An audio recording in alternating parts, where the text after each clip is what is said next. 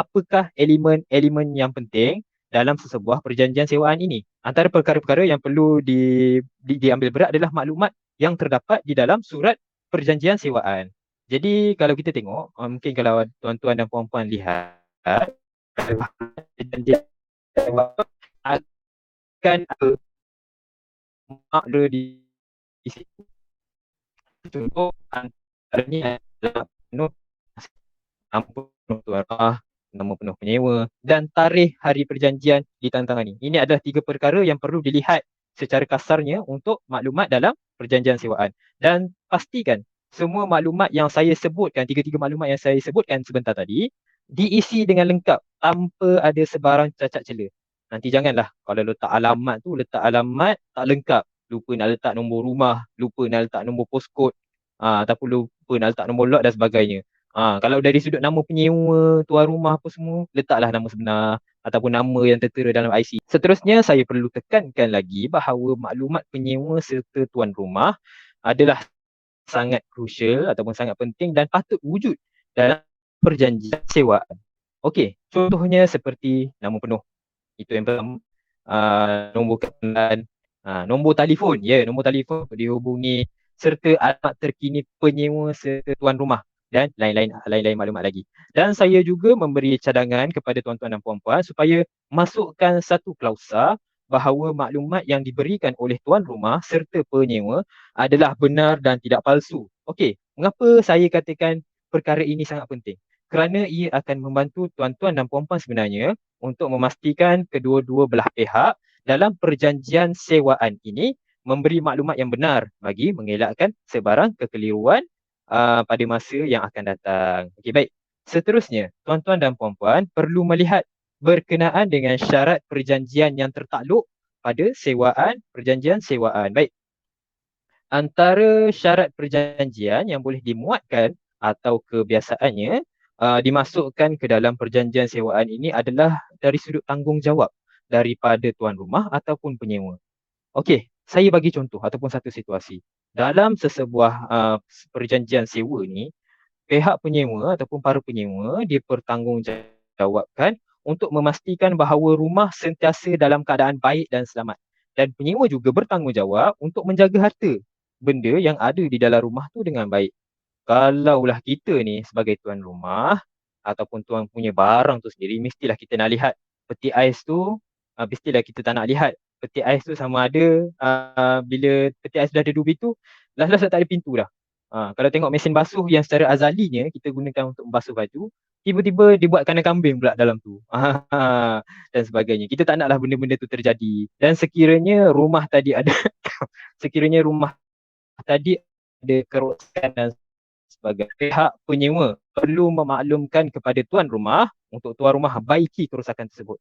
Contohnya, flash tandas rosak ke, lampu tak menyala sampai seharian ataupun tiba-tiba sebulan dah gelap gelita baru nak bagi tahu. So, itu adalah tanggungjawab pihak penyewa untuk memberitahu tentang pemilik dan pemilik perlu bertanggungjawab. Dan satu lagi tanggungjawabnya adalah penyewa perlu mematuhi peraturan yang telah ditetapkan oleh pihak tuan rumah. Janganlah bila tuan rumah cakap, okey, rumah ni saya tak nak awak tebuk dinding dia sebab takut kotor. Dan janganlah kita sebagai para penyewa ni tiba-tiba kita tebuk dinding tu, kita letak gambar kahwin ke, gambar apa-apa ke. Dan kalau bila tuan rumah cakap, janganlah bela haiwan, bela kucing, saya tak nak kotor-kotor. Dah dia pergi bela ular dalam tu. Kita tak nak benda-benda tu terjadi supaya kita akan supaya dapat memelihara kepentingan antara kedua-dua belah pihak. Jadi saya teruskan lagi untuk saya berceritakan tentang penyewa yang biasa, tanggungjawab penyewa yang biasanya dimasukkan ke dalam perjanjian sewa. Sekarang kita bercakap pula tentang tanggungjawab tuan rumah pula. Jadi tuan rumah juga perlu bertanggungjawab untuk membaiki sebarang kerosakan pada rumah sebelum diserahkan kepada pihak penyewa. Okey, jadi sebelum tu seperti yang saya katakan sebentar tadi bahawa tuan rumah perlu membaiki apa-apa kerosakan yang terdapat di dalam rumah. Sebagai contoh, kalau flash tandas rosak kena baiki, sinki rosak pun tuan rumah kena baiki. Tambahan pula antara maklumat-maklumat yang perlu ada di dalam perjanjian sewaan adalah dari sudut syarat yang dinyatakan tentang tempoh sewaan. Tempoh sewaan, kadar sewa bulanan serta deposit. Sebab apa saya katakan penting untuk kita masukkan maklumat-maklumat tersebut? Kerana bagi mengelakkan sebarang kekeliruan di kemudian hari. Kebiasaannya kalau kita tengok pada sebuah perjanjian sewa ini, kadar sewa bulanan yang perlu dibayar oleh penyewa akan dinyatakan secara terperinci, dinyatakan secara spesifik serta bagaimanakah cara pembayarannya. Sebagai contoh, kalau tuan rumah suruh penyewa bayar sewa melalui cash, bayarlah cash. Kalau transfer, transfer lah. Kalau cek, cek dan kalau cek, bayar guna cek, cek lah dan sebagainya. Baik.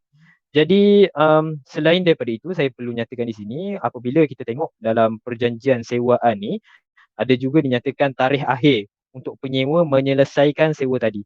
Contohnya lah, tarikh akhir untuk bayar sewa yang telah ditetapkan oleh tuan rumah adalah setiap 7 hari bulan. So jadinya penyewa perlu bayar sewa sama ada sebelum ataupun pada 7 hari bulan setiap bulan. Itu adalah syarat yang telah ditetapkan. Dan dari sudut deposit pula, kalau tengok dalam perjanjian tadi, ada juga dinyatakan tentang berapakah deposit yang perlu dibayar oleh penyewa kepada tuan rumah, yang mana dimasukkan sekali deposit utility. Okey, sebenarnya deposit utility ni sebenarnya fungsinya adalah untuk secure hak tuan rumah supaya tiada berlakunya tunggakan bil utility lah oleh penyewa, bil air, bil elektrik, bil indah water dan sebagainya. Dan ada juga perkara-perkara lain yang dimasukkan di dalam perjanjian sewaan ini yang telah dipersetujui oleh kedua-dua belah pihak.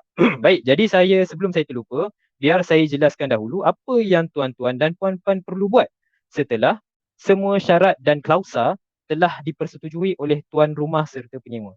Okey, apakah itu sebenarnya tuan-tuan? Betul. Tuan-tuan dan puan-puan perlu sign ataupun tanda tangani perjanjian sewaan tersebut. Ini menandakan bahawa tuan-tuan dan puan-puan telah bersetuju dengan isi kandungan perjanjian sewaan tersebut.